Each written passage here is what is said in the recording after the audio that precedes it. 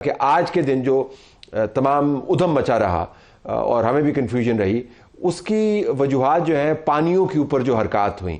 अब ये जो आमदोरफ्त के सिलसिले हैं बैनुल-अक़वामी वाटर्स के ऊपर, पहले तो हमें ये समझा दें बराए मेहरबानी कि इसको गवर्न कौन करता है। अगर आप हमसाए में हैं और आपकी बाउंड्री लगती है किसी गुजरगाह के साथ, तो क्या आप ये कह सकते हैं कि ये मेरी ज़मीन है, उससे आगे जो बैनुल-अक़वामी कवानीन आपको अलाउ करते हैं? और फिर ये जो अमेरिका ने एक्शन किया, इसकी क्या हैसियत है बैनुल-अक़वामी कानून में? जी जी, बहुत शुक्रिया। देखिए, जो बुनियादी कानून इसको रेगुलेट करता है वो आपको भी अब मालूम है, 1982 law of the sea convention है।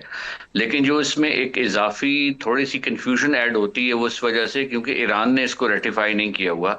लेकिन ईरान ने कानून साजी की हुई है टू द एक्सटेंट कि वो 12 नॉटिकल माइल्स तक क्लेम करे। Law of the sea convention को अगर आप कस्टमरी नॉर्म के तौर पर भी लें तो भी ओमान और ईरान जो हैं वो मोर और लेस आपस में ओवरलैप कर जाते हैं, क्योंकि दोनों की 12-12 नॉटिकल माइल्स को अगर आप रखें तो आबनाए हुर्मुज़ का जो चोक पॉइंट है वो दोनों की कवरेज एरिया में एज ए टेरिटोरियल वाटर आ जाता है। अब टेरिटोरियल वाटर्स और always subject to right of innocent passage, के इनोसेंटली जहाज गुजरना चाहे मिलिट्री पर्पसेस के लिए नहीं, इनोसेंट पैसेज के पॉइंट ऑफ व्यू से जब जंग हो जाती है, जिसे हम आर्म्ड कॉन्फ्लिक्ट कहते हैं, जो कि इस सिलसिला चलता रहा, तो फिर उस सूरत में तमाम जो है approach towards the law change हो जाती है, यूज ऑफ फोर्स के प्रिंसिपल अप्लाई हो जाते हैं। और फिर ब्लॉकेड का है तो वो कंट्रोवर्शियल, लेकिन वो इस्तेमाल होता रहा। कर्फू चैनल में इस्तेमाल हुआ, निकारागुआ में हुआ और फिर कई और जगहों पर भी हुआ। और नेवल वॉरफेयर में ब्लॉकेड को एक टूल के तौर पर, एक आर्म्ड एक्शन के तौर पर देखा जाता है।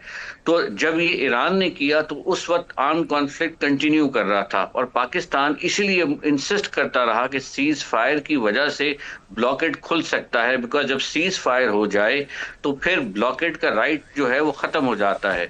उसके बाद फिर अमेरिका ने ब्लॉकेड का ऐलान कर दिया, जो कि काफी ग्रे जोन इशू था, कंट्रोवर्शियल इशू था, बिकॉज उस ब्लॉकेड का ऐलान करने का मकसद ब्लॉकेड पे ब्लॉकेड का, जब एक तरफ आप सीज फायर कर रहे हैं और फिर दूसरी जानिब खुद ब खुद ही उसको वायलेट कर रहे हैं, तो इस स्टेट प्रैक्टिस की समझ नहीं आ रही थी।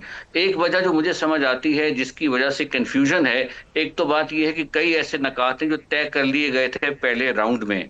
दूसरे राउंड में जो बातें, जो आपने बात कही, फाइल दोबारा खुली, एक चीज ध्यान में रखिए कि हमेशा रिलक्टेंस होगी to contract out of law. जो सेटल प्रिंसिपल्स हैं उनसे आप कॉन्ट्रैक्ट आउट नहीं कर सकते, चाहे वो आईएई के लीगल फ्रेमवर्क के नीचे हैं, चाहे वो 1982 law of the sea convention की इंटरप्रिटेशन के नीचे हैं।